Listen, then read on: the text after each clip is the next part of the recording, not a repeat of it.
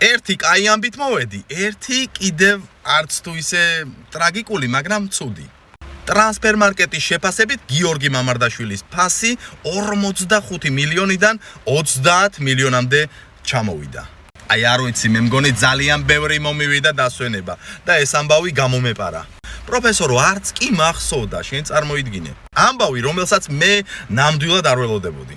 მაგრამ დარწმუნებული ვარ, რა ამბავიც 2 დღის წინ მოხდა, იმ ამბის შემდეგ ეს ყველაფერი ეტაპობრივად შეიცვლება.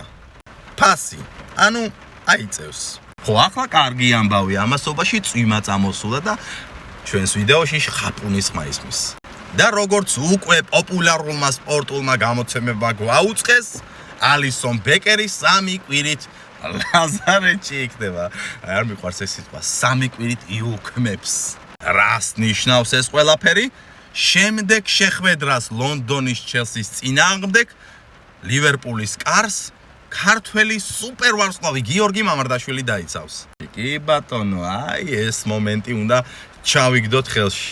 ჩემპიონთა ლიგაზე დებიუტი, პრემიერ ლიგაში დებიუტი, ამაზე უკეთეს კვირას ვერ ინატრებ. გიორგის დაბადების დღე ქონდა რამდენიმე დღის წინ და მე მგონი ეს სანთლები რო ჩააქრო, იქ რაღაცები ჩაიფიქრა. მოკლედ პროფესორო, ძალიან კარგი ამბები გვაქვს. გადაიჭირე უსაფრთხოების ღვედი, აიღე ჩიპსი, ლუდები, მაიონეზი, კიდე რა შეიძლება ნაყინი.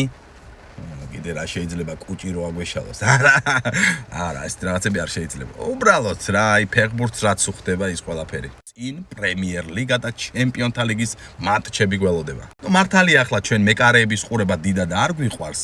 გვირჩევნია მეტად მაგალითად კვარაცხელიას ყურება, იმის გამო რომ გოლები უფრო გვიყვარს, ხო ასეა. ჩვენ ნაკლებად უყურებთ ისეთ შეხვედრებს, სადაც ჩვენი მეკარე ასპარეზობს. მაგრამ ეს რაღაცა განსაკუთრებული შემთხვევაა. ლივერპული მართლაც რომ ტოპ კლუბია. ხო, ბოლო-ბოლო ყველაზე ტიტულოვანი კლუბია, რომელშიც ამჟამად ქართველი ფეხბურთელი თამაშობს. იმედია მომყვები და მეთანხმები. მეტი ზღაპრებისთვის გააზიარე ვიდეო და გამოიწერე გვერდი. მიდი.